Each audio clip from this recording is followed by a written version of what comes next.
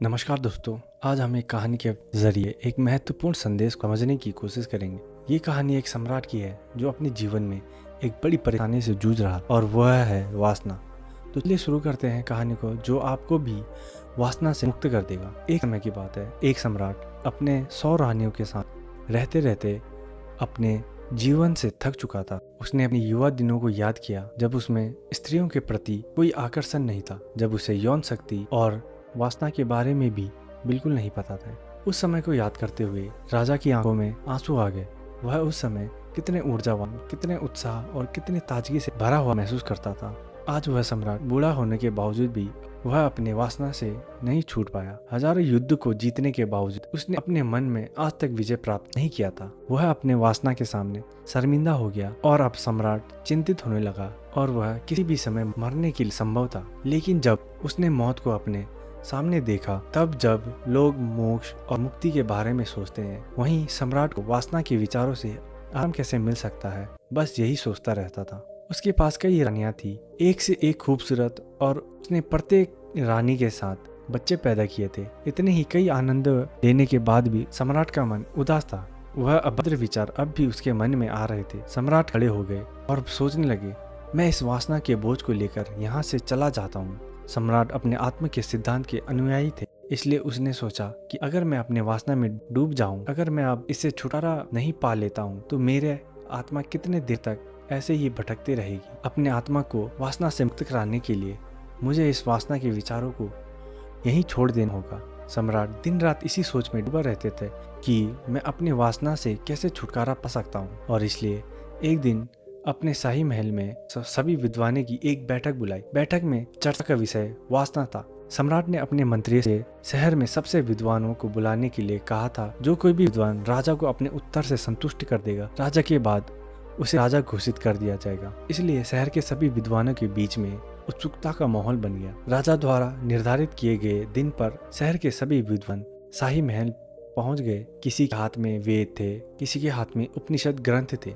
अधिकांश विद्वान चाहते थे कि वे वेद और उपनिषदों के बीच की जानकारी के साथ राजा को अपने उत्तर से संतुष्ट कर देंगे। जल्द ही सभा शुरू हो गई। सम्राट ने सबसे पहले पूछा, ब्रह्मचार्य का असली अर्थ क्या है? कुछ विद्वानों ने कहा, मनुष्य ने अपना उत्तम किया है, जो सुखों का आनंद नहीं लेता वह असली ब्रह्मचार्य है। दूसरे विद्वानों ने अपने विचार इस पर व्यक्त किया और कहा, किसी व्यक्ति ने सुख का आनंद लिया हो सकता है, लेकिन वर्तमान समय में अगर उसने सुखों का आनंद नहीं लिया हो तो उसे भी एक ब्रह्मचारी कहा जा सकता है। सम्राट किसी भी विद्वान के उत्तर से संतुष्ट नहीं थे और यहाँ विद्वान अपने आप को प्रोत्साहित करने लगे थे। लेकिन जब एक वहाँ पर बहुत ही अनूठे विद्वान पहुंचे तो उनके साथ तो बहुत ही सुंदर कन्या थी और सभा ने उनके वहाँ पहुँचने से पहले ही उस विद्वान का मजाक उड़ा दिया। उसको देखकर अन्य सभी विद्वान हंसने लगे। सभा में एक विद्वान खड़ा हो गया।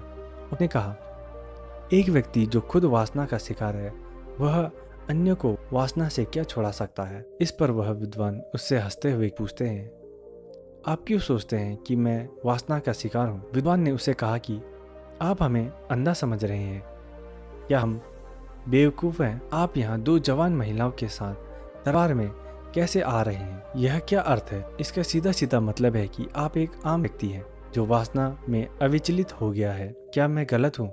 इस पर विद्वान ने हंसते हुए उत्तर दिया कि महात्मा, आप जिन बारे में बात कर रहे हैं वह दोनों मेरी बहनें हैं।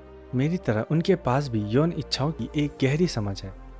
सम्राट को यह विद्वान बेहद अनूठा लगा। उसने कभी भी किसी वेद को नहीं पढ़ा, ना ही किसी उपनिषद का ज्ञान लिया था। उसने सिर्फ यही बताया।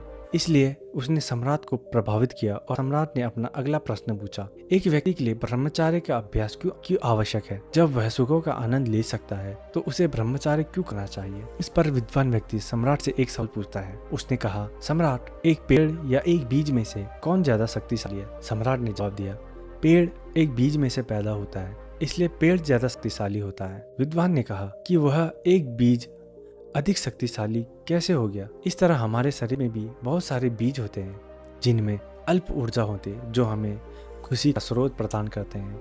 लेकिन वासना में डूबकर हम अपनी यौन शक्ति के बीजों को नष्ट कर देते हैं। वे बर्बाद होते रहते हैं और वह बीज हमें बर्बाद करते रहते हैं। कहानी के रूप में ब्रह्मचार्य को अमान्य करने की तुलना में तत्कालिक रूप से लाजवाब नहीं है, और बीजों को बर्बाद करना एक पुरानी कहानी बराबर है जो समाप्त हो जाएगा। इसी तरह वासना से बहुत सारे बीमारियां होती हैं, लेकिन वासना को समाप्त करने के लिए, इसलिए वासना को समाप्त करने के बाद हम शांति, सुख, संतुष्टि के साथ अपने जीवन का आनंद ले सकते हैं।